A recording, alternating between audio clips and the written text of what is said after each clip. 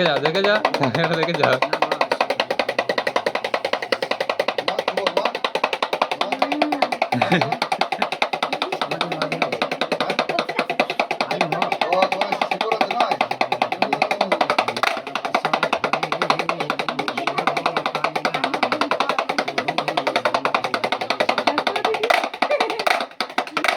এই যে সাপটা দেখছেন, এই সাপটা হচ্ছে আলকেউটির সাপ।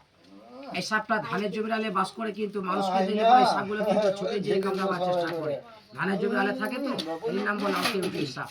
এই দেখেন 16 রকম চিতি সাপ আছে, তো 18 রকমের বুড়া সাপ আছে। এই সাপটা দেখছেন, এই সাপটা হচ্ছে আপনার নাকচন্দ বুড়া সাপ। এই সাপটা মানুষকে কিন্তু বা লাফিয়ে দিয়ে কামড়ায়, তবে কামড়ালে পরে মানুষের শরীরটা কিন্তু ফেটে যায়, ফেটে যায়, ক্যান্সার হয়, তারপরে মানুষটা মরে যায়।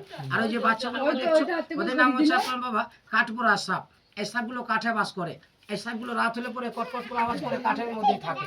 তবে কিন্তু দেখো, তোমরা যদি দেখে যদি পালিয়ে যাও, চাল যদি না দাও, রাতে কিন্তু এই সাপটা কিন্তু চলে যাবে। যে চাল না দেবে, এই সাপটা রাতে কিন্তু তার বাড়িতে চলে যাবে। এই সাপটা চলে গেলে না, রাতে ভয়তে যাবে, স্বপ্ন দেবে, পেটে কামড়ে ধরবে। আর এই দেখো এই সাপগুলো কিন্তু ঘুমিয়ে যাবে, তার নাকের ভিতরে ঢুকে যাবে, তো হাগা বন্ধ হয়ে যাবে। তাহলে যেন কেউ পালিয়ে যাবে না। সবাই কিন্তু মশা থেকে ফাঁকি দিতে নাই, সবাই কিন্তু চাল নিয়ে এসো। আর না দিলে পরে রাতে চলে গেলে মুশকিল হয়ে যাবে। যাও তাহলে ছায়ে মায়ে ঠাকুমার হাগা বন্ধ করে দেবে। এই ফুলঝুরি, সবাইকে ভালো করে চিনে রাখলি তো, যে পালিয়ে যাবে রাতে কিন্তু চলে যাবে বাবা আসতে। তবে দেখো, যে কটা ছিল সব করে তো দেখাইলাম। আজকে কিন্তু আমার কাছে সেই এক্সপ্রেসটা নাই, সে মাঠে ধান কাটতে গিয়েছে। এই দেখো, তার জায়গাটা খালি আছে। তাহলে যাও, দেখলা সব ছেলে মেয়েরা চালানো গাছারি করে সবাই একটা সাপ রাখতে পারো, ওই যেটা সাপ এখন খুব অত্যাচার করছে, যে সাপ ওই সাপটা রাখতে পারো। যাও।